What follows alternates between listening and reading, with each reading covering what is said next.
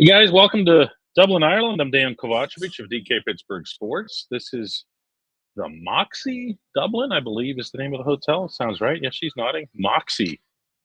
They have Moxies elsewhere, too. It's part of the Marriott family.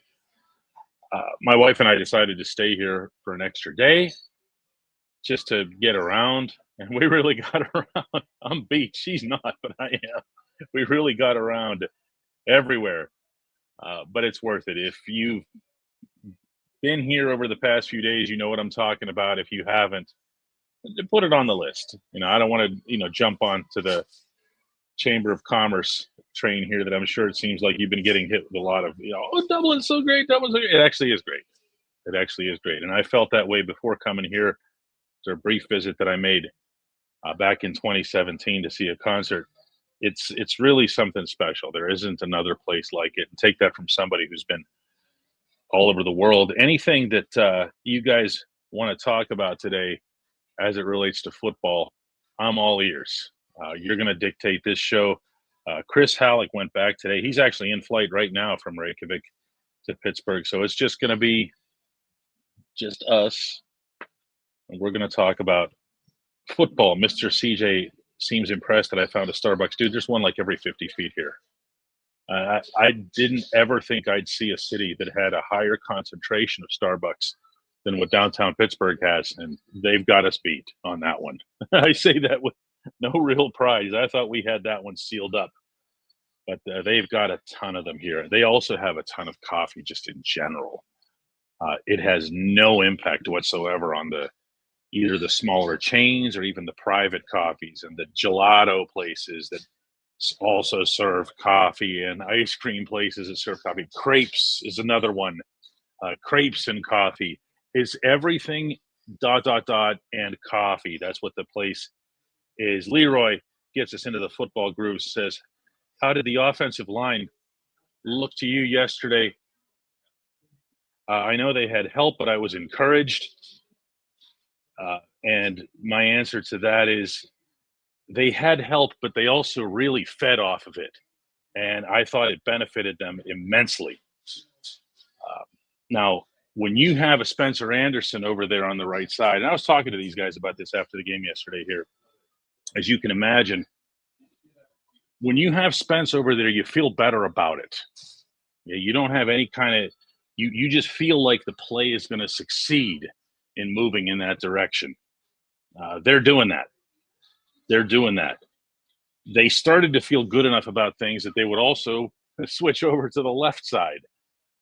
This is a good thing. They needed to just feel good. You guys heard me saying this last week. You heard me bringing this up. You had a group of guys that came across as being defeated, both collectively and individually. And you weren't going to get anywhere until that started changing individually. All right, well, you get a little bit of support. You get Darnell Washington on this side. You're going to go ahead and make things easier for yourself. But then, all right, now all I have to do is I have to go block that guy. I have to get that one guy. I'm going to go ahead and do that. They were. I don't want to say they were getting cocky or whatever afterward, but there was a good sense of knowing who they are. And what it is that they want to be. Let's go to Bry Guy here who says, Scotty Miller, Roman Wilson, or Ben Skoranek, will they jump into Calvin Austin's targets while he's out? Skoranek got targeted the end zone again this week. I'm so impressed with his blocking. It reminds me of the Heinz Ward days. Skoranek can do a lot of things. He needs to play more, especially if you're going to be serious about running, because he's not just a good blocking wide receiver. He's a very, very good one. That said, don't get into replacing Cal just yet. There's a bye week next week. Cal himself has indicated that it's not necessarily a longer term injury. So let's wait to see how things actually shape up in practice, how they shape up after the bye when Mike Tomlin addresses reporters again. That's not going to happen this week, by the way. That's going to be next week in advance of who's their next opponent? Is it Cleveland? Cleveland? It's the Browns. Yeah, for Browns week. Aiden says What's your? Hang on a second, I lost it here. Um, Denny says that the O line was pumped full of optimism, but were seriously lacking the necessary confidence. Not yesterday. Not yesterday, my man. They were really making it happen, and the deeper the game went, the better they felt about it. The better they felt about uh, everything. Bobby says DKTA was on its Terrell Austin was on the sideline during the game. I assume this was because of no boxes up top. Do you think that helped communicate with the players on the sideline, and did that lead to better defensive play? There, there are boxes at Croke Park. There wasn't a press box, as you might have heard from some reporters, including if you're on our app, you saw us mention that. But across the way, there were the equivalent of suites, and if they wanted to have coaches up there, I would imagine they could have. Now, whether or not they would have trusted the radio systems and everything else, there's only so much expense you want to put into playing somewhere, maybe once in a lifetime. But I'm never, or rarely, I should say, a fan of a coordinator being at field level. I don't get it. I understand you want to be able to communicate with the players. I also understand there are headsets for that. I want my coordinator being the eye in the sky type. I want them to see what it is that's happening without having to look on iPads or anything else. So no, they played better. they played better. They coached better. They did pretty much everything better yesterday. Carol asks, what's the team schedule look like whenever they have a bye week? They'll get together for a couple of days this week, Carol, back home on the south side, beginning tomorrow. Then they will get 4 full days off as mandated by the NFL's labor agreement. And then next week becomes just Cleveland week. Everything becomes normal once the Mike Tomlin press conference happens on Tuesday, although there might also be a practice the day before that. We'll see how that goes. But that's basically it. They end up with 4 full days off. And a lot of these guys, this might surprise you, they'll go somewhere. They won't just sit around, and they'll go on a vacation. They'll get on a plane even after this, and they'll get that done. Garrett asks, after the huge success of the NFL playing in Dublin, would you like to see the Steelers play over here again? I'm all in favor of growing this sport. I'm all in favor of making the world more aware of Pittsburgh, not just the Steelers, okay, but of our city.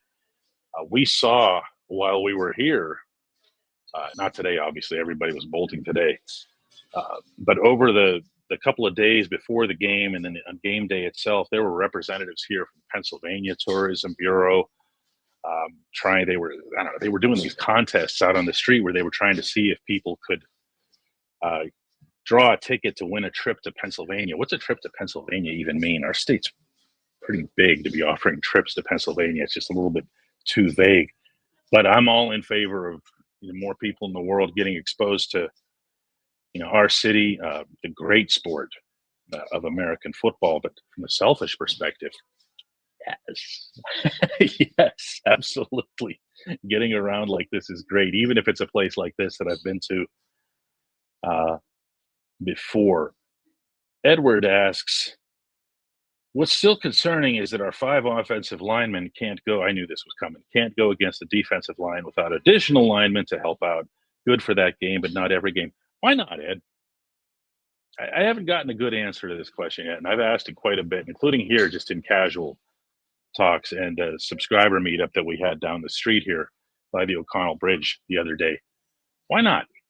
What's the big hitch in going with 6 offensive linemen when your defense needs a stop at the goal line? What do you put out there? You don't care how many offensive or defensive linemen you have. You don't care what kind of defensive front you have. You just don't. All you care about is getting the job done. When you have a goal line offense, who do you put out there? You put out the bigs. 3rd and 1, 4th and 1, the bigs. Why do you do that? Because you need a block. You need a certain level of clearance, whether it's for your running back, whether it's for the passing game or whatever.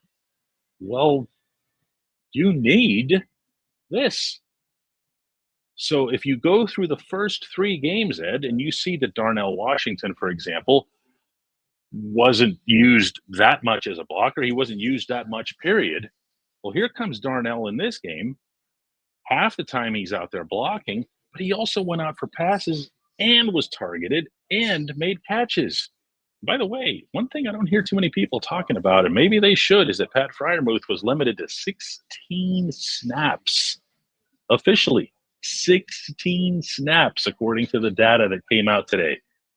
I mean, that combined with me bumping into Pat afterward and him not appearing to be in a great mood would lead me to believe that this wasn't, that he had an ouchie or anything. There was nothing on the injury report or anything. It was almost like Darnell Washington. All right, here's a better blocker. Here's that. Jay Mood says, "What's that about, DK?" I don't know. Don't know yet. He wasn't in. Pat himself wasn't in much of a mood to chat, and the subject never came up with Mike Tomlin. I didn't go to the Tomlin room. I went right into to meet the players, meet with the players, meet the players. Vegas says that Pat is in Aaron Rodgers' doghouse after dropping that 50-yarder. No, he's not. No. If anything, if you want to talk about a doghouse, don't forget that it was Pat who allowed the blocked field goal yesterday. The Vikings sent somebody in off the edge really hard, and Pat kind of picked up on him late and then went like this with his hand. And it was like, what are you doing there? And the guy just blew right past him. Now, I happened to notice that the Vikings ran the same stunt later on another Chris Boswell attempt. And this time it was Darnell over there. And Darnell had a rough time with the guy too, but he was at least able to get part of his left arm on him. Denny says that Pat's blocking has not improved over his time here. I disagree with that. I think he's gotten better at it. I don't know that he's considered to be,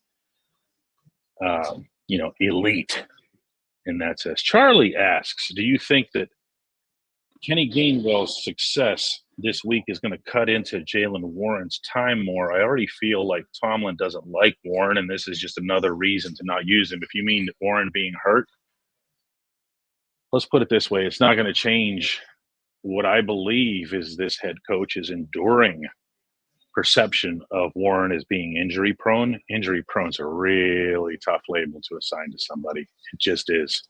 And I know I'm the one who always says, why are you calling Jaylen injury prone? That's not fair. That's not fair. And then Jaylen goes ahead and gets scratched from this game. And I ended up getting some mostly polite correspondence about this. Kenny Gainwell made the offense deeper and more dangerous yesterday. I'll put it that way. I don't know that Kenny was extraordinary. I thought he had one play that really kind of made me go, wow, and the rest were just the result of good design, good blocking, good timing, and so forth. That's not knocking him at all. He had a really good game. But I also will point out that Caleb Johnson was able to run effectively too. And whenever you see that becoming the pattern, and okay, I'm not going to repeat that, but there's something in the locker room that I heard. Everyone knew that the holes were there. Okay. Everyone knew that that was available to the running backs, and they went and they executed. Good for them. Does this threaten Jaylen in any way? No, absolutely, unequivocally not. Pat should have to wash Debo's back for getting the field goal blocked.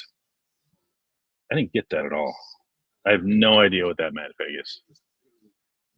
Like, at all. Let's see if I can get some participation here that might help here. Francisco says, hey, DK, how much of an impact do you think Deshaun Elliott had on the entire defense? Not just the defense, not just the plays that he made, but everything seemed better. It's funny that you're stealing the line that I shared with Deshaun upon running into him. I said it's just the defense just looks different with you and without you. And he was grateful. He just said something along the lines of, thanks, I appreciate that. And he took it from his own perspective and said, I feel it was just so good for him to be out there. Never mind, getting his hands on the football, never mind getting a chance to make a couple of big tackles. he was able to get out there and quickly reassert himself. People who are hurt for any stretch of time in any professional sport will tell you that's the best feeling, not just coming back, but coming back and feeling like you didn't miss anything, like it's not going to take some reacclimation period. Dejan had that impact. He's a very good football player, guys. He's not appreciated enough about this. Aiden asks, are you concerned about Ramsey's hamstring? Sure, it's a hammy. You have no idea when you heard a hammy to what degree you've heard it. You have no concept of that until you get MRI land, and that wasn't going to happen on this side of the water. So we'll see what happens when there are actual reports as it relates to both Ramsey and Calvin Austin. Right now, there isn't knowledge on that. There just isn't. Skunkworks says, it was a great game this weekend. Made my day. I can't tell from that if you were here or not. It was a wonderful atmosphere.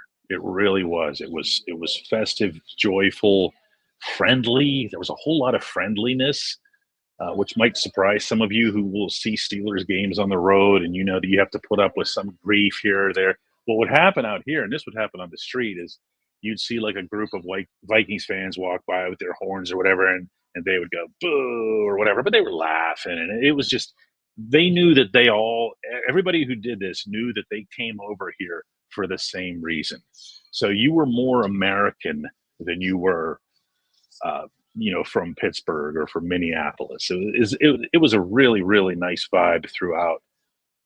Best of all when they played Zombie by the Cranberries and had the entire place not just singing it, but belting it out. So cool. That's a little bit cliched over here because of who the Cranberries were and how big they were here, but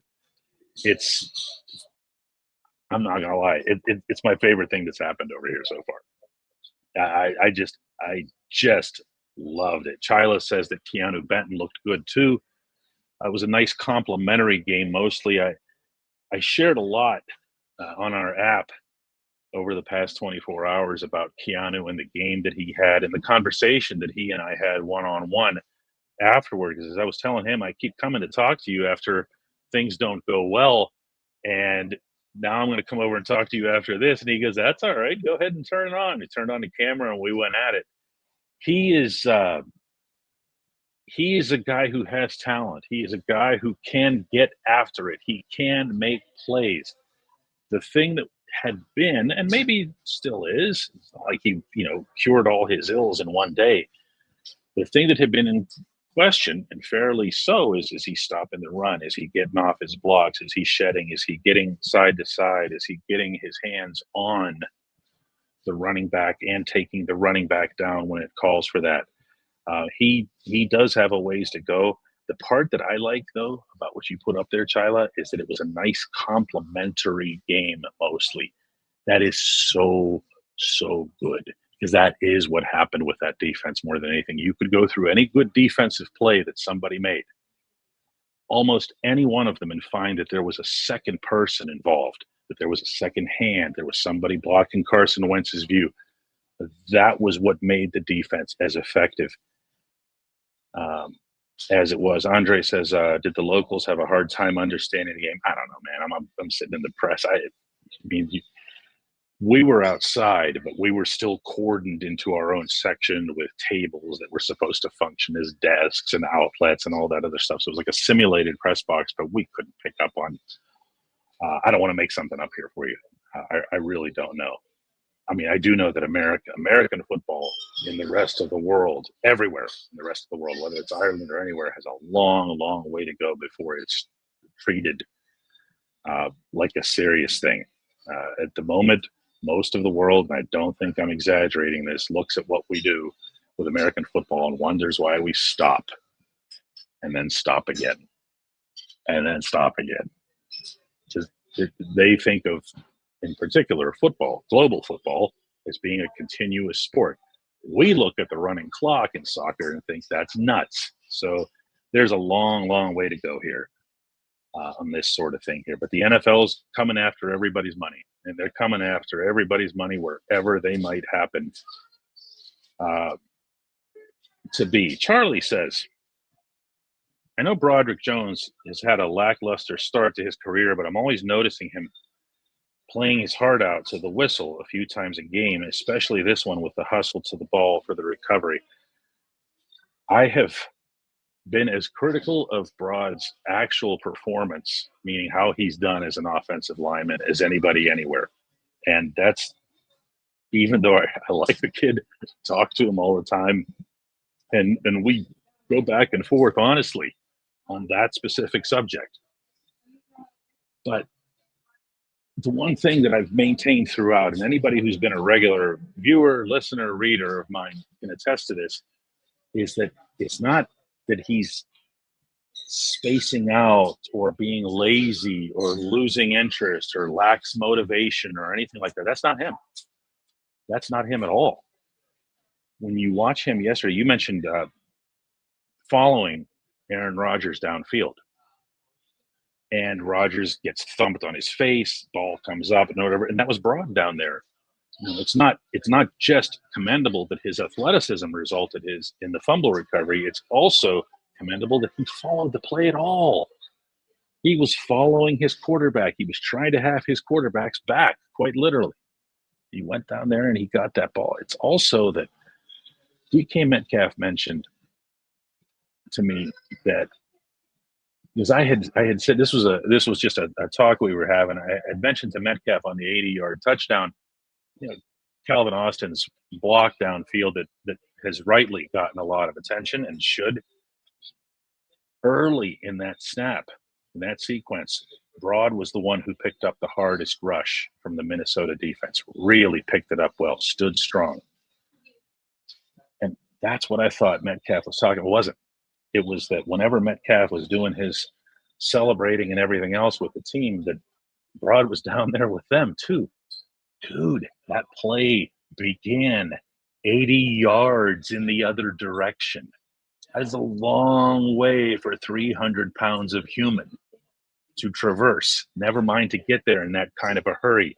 Metcalf noticed it and appreciated it. They really like it. They really like him. Carroll says that maybe Broad just tries too hard at times and overthinks instead of just reacting. That's what he says. That's what he says. And when you hear these guys talking about, well, we simplified things or we got it back to basics, or this is part of what they mean. Because what happens when you're overthinking and you're wondering, where is this coming from? Where is that coming from? That's when you see those awkward scenes with Broad where he's just kind of going, where am I? What am I? And then they're bad at him. And then we're all looking at him and everybody's making a meme out of it on social media and making fun of him. But what ended up happening was he froze up because he had to do a little bit too much thinking. LT says that the team is getting better. I would not have believed that until yesterday. Just being honest here. I was not seeing progress in small increments and in specific facets, but not before yesterday on any significant scale. Yesterday really changed a lot of different things for me here. Gully Side says we got to learn to put the foot on the neck when we get up. Yeah, that's the last thing that comes. I'm sorry, it just is. And if anybody's getting caught up in that fourth quarter because they made you a little bit nervous or whatever, I'm sorry. That's missing the broader point, no pun intended, of what happened. They got better. First time all year. Their best overall performance, the way they executed plays, the way they designed the plays, the personnel that they chose, as long as we're getting into everything else. That's not worth agonizing over for when it gets to the fourth quarter. You know, I would just let that go. Steeler Girl says, let's not forget the Vikings have a very good defense. I didn't think they were that great. I don't know what you want me to say to that. I say this all the time, but I base so much of my opinion on other teams and other teams' players on what they do against Pittsburgh. So to me, the Vikings are what we saw yesterday, and I didn't see anybody on that side where I went, ooh, they're going to hurt you. You got to watch out for them. We're going to take just a couple more today. I was going to be flying out of here tomorrow and make it back in time for whatever it is that the Steelers are doing this week. Still don't have that schedule set yet, and I obviously haven't heard from Chris since he's hovering somewhere over the Atlantic as we speak. Vic comes in with our second to last remark here and says, at 4th and short at the goal line, why not go up top to Mount Washington in that scenario? He's 6'7". It seems like a no-brainer. Vic, seems like.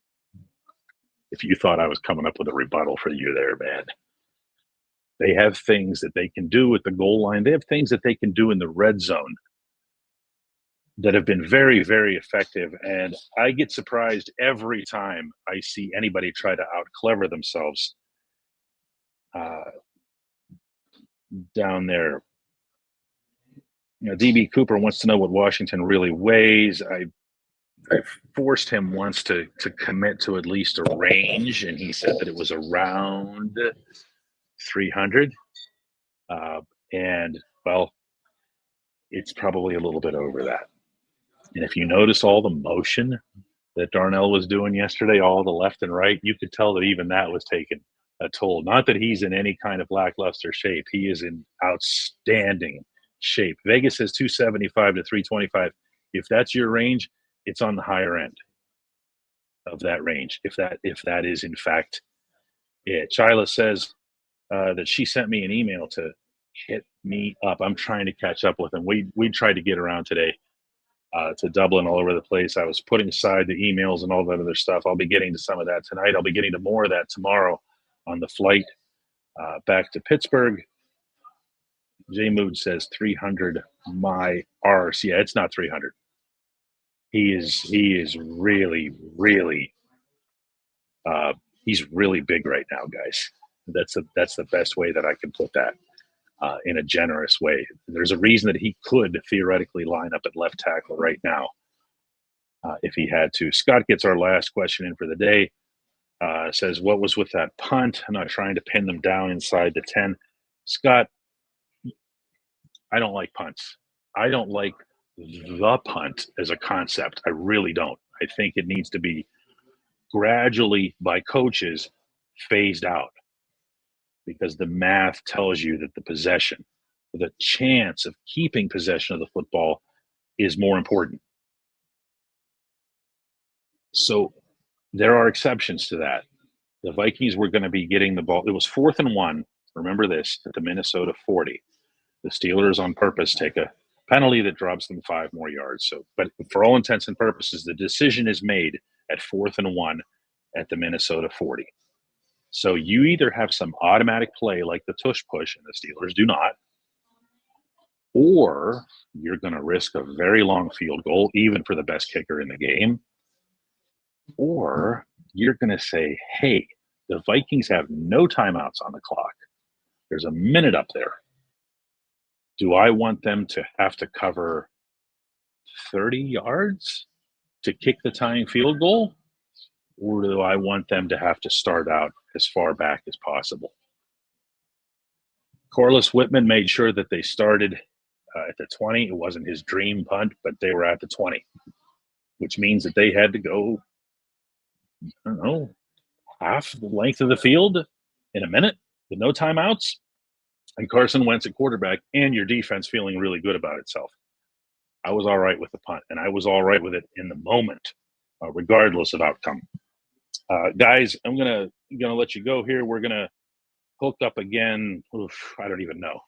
Tomorrow is out because we're the ones flying home tomorrow. So I would imagine we'll be doing this again on Wednesday, and the thing won't be green next time you see me. So for everybody who reached out while we were over here in Ireland with the well wishes, especially those of you who were able to make it to the meetup that we had at the O'Connell Bridge on Saturday, unforgettable experience for both me and my wife Dolly, and of course for Chris Halleck when he was here. It was really, really special. We won't forget you guys. We look forward to seeing some of you, again in the future. And that's all we have for this, other than doing what Chyla did, and that's to download the app. That's an 8-hour flight home, and I need stuff to do on that flight, and answering your emails would be a perfect way to spend that, because I do that with a smile on my face the entire time. It's DK Pittsburgh Sports, go to the Apple and then to the Android devices. That goes in for free. If you want the good version, the one without the ads, the one with the commenting section and communicating with the reporters and all that other stuff, email me, dk@dkpittsburghsports.com. I will get you a discount that you will not say no to, and I will do it directly and post haste, meaning you'll have it at least by my flight tomorrow through Iceland. All right, guys. Talk to you later.